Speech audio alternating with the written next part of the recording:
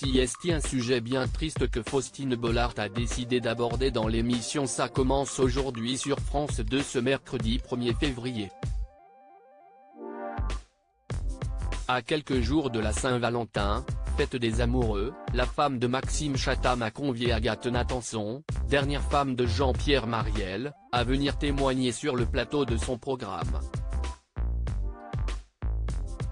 L'occasion pour elle d'aborder le thème du deuil et de la mort d'un être cher, une moitié avec qui on a la sensation d'avoir tout vécu et surtout tout perdu depuis sa disparition.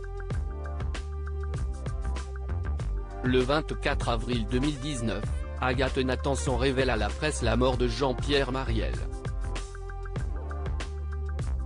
L'acteur de 87 ans était pris en charge à l'hôpital des 4 villes de Saint-Cloud dans les Hauts-de-Seine. Atteint de la maladie d'Alzheimer, le comédien avait été placé par son épouse dans une maison médicalisée, n'étant elle-même plus dans la capacité de s'occuper de lui. Ce mal qui rongeait Jean-Pierre Marielle, le couple n'en a jamais parlé. Si est tout juste si le principal intéressé était au courant. Agathe a alors pris les devants et tout fait pour simplifier la vie de l'acteur, comme devenir son oreillette lorsqu'il montait sur scène. Jusqu'à ce qu'elle ne puisse plus assumer seule.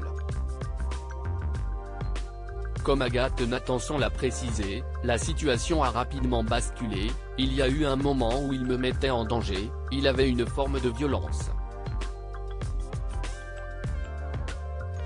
Il avait des sortes d'hallucinations, des choses qu'il ne comprenait pas. Il pouvait me dire bonjour monsieur. Bizarrement qu'il me dise ça ou qu'il ne me reconnaisse pas, ce n'était pas grave. Ce qui était grave, c'était de le voir lui changer. De voir que c'était irréversible et de savoir qu'on ne se retrouverait plus jamais. Un départ surprise malgré l'âge avancé de son homme, Agathe Nathanson ne s'attendait pas à ce que la mort vienne frapper aussi vite à sa porte, c'était bizarre parce que je ne le voyais pas partir, je n'avais pas vu son départ arriver. Je voyais que c'était une maladie grave mais pas mortelle. Quand il est parti, j'ai été prise de court parce que je ne pensais pas qu'il allait partir.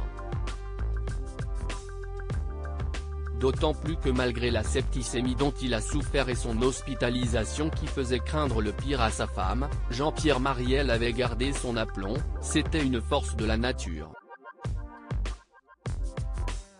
Même avec cette septicémie, il était encore une force de la nature.